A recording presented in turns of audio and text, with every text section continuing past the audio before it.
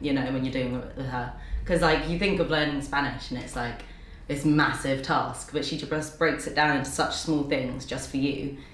It's just, yeah, it's so much easier. Because I want to go to Central and South America, so I want to go travelling, and I've always wanted to go there, but I want to travel there alone, and being like a solo female traveller, not knowing the language is like, it kind of binds you to like being in that hostel sort of like life of just like partying and stuff, which isn't really why I want to go there, you know. I want to like experience the culture more, so yeah, I feel like that's just the best way that you can properly get to know the locals and like the culture and the way people are, and see it. I think it's just like her whole, the way that it's so personalised to how I am. It's not like in school you always like things, you don't understand something and it's just kind of skipped over, you know, and then you have to go back and learn it.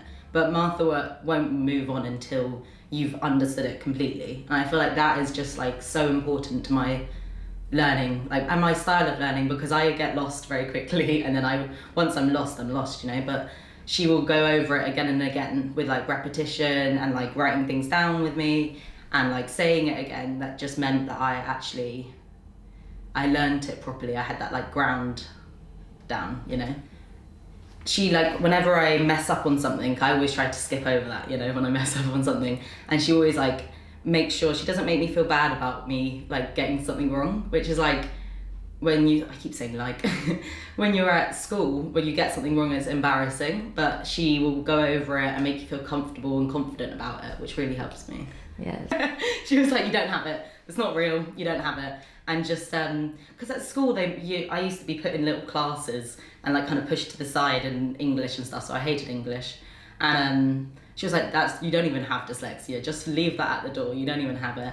And I did feel like I didn't have dyslexia, because I don't have bad dyslexia, but it just takes me a little bit longer with spellings and stuff like that. And no, she made me feel so comfortable and not embarrassed about it as well, which is what I used to have at school, you know, so yeah, made me feel a lot more confident. It's like a label that you're just stuck with the whole way through school. You get tested with it, it gets brought up at all your tests, all your lessons, all your teachers call you it, and it's something that just sticks in your head for so long that it's like, and then I just kind of push everything, like my stuff aside, because I assume I can't do something because you've been told so many times you can't do it. Now I've just kind of like, I can't think of the word, when you think it's sunk in, what's the word? I've just like taken it on as like part of my personality. I just have dyslexia.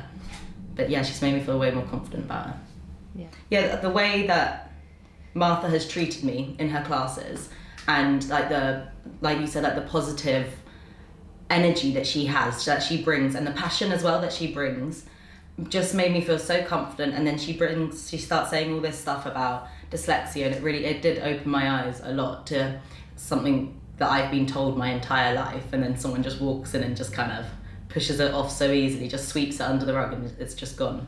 Yeah. It was really amazing. Yeah.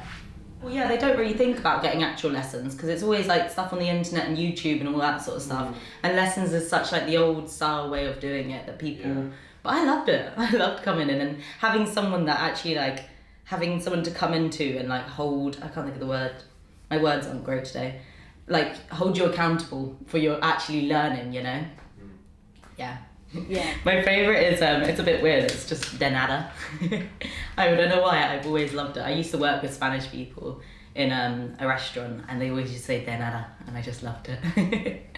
I'd say my memory, like a lot, because I have like quite a bad memory, like I'm like known for having a really bad memory.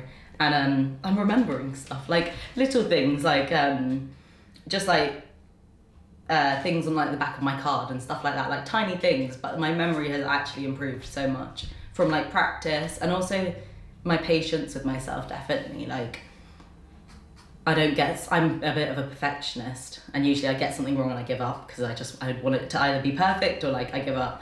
And now I slow down a bit, and I can like take some time to get something right instead of just being like, get it right, you know? Yeah. Okay. I'm not gonna look. Adios.